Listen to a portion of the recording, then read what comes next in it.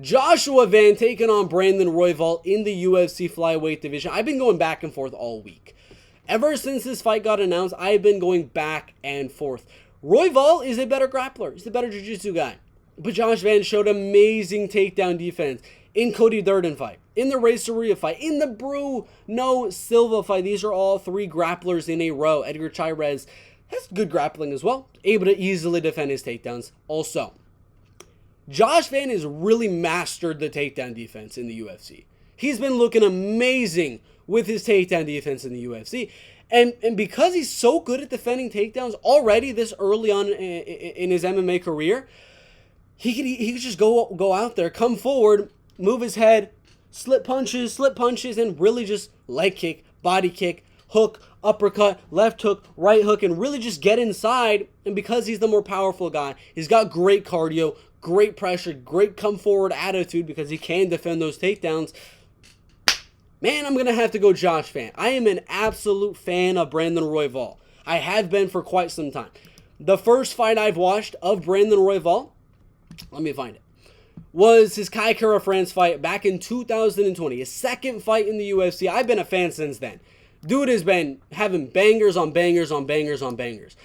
But I do believe a guy, Pantoja, was able to pressure forward, defend the takedowns, and just outbox him. Mix in some takedowns every now and then, and win that fight. Brandon Moreno, that was a weird one. But Pantoja showed the game plan of coming forward, and Royval, when he's on the back foot, and when he can't get the takedown, his striking starts to fade a little bit. He looks good when he's able to fight guys that don't really have amazing striking, that he's not going to take down, like Tatsuro Taira. Tatsuro wasn't able to take down Royval for many moments of that fight. And because of that, Royval was just able to outstrike him because Tatsuro didn't have that elite striking like Josh Van did. That's why if Tatsuro had slightly better striking, he would have won that fight. Josh Van can keep this on the feet, and he does have the better striking than these guys. The Brandon Moreno fight.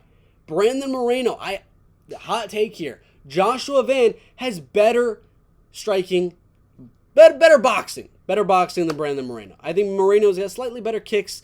Josh Van has slightly better boxing. I think Moreno versus Van would be a 50-50 coin flip.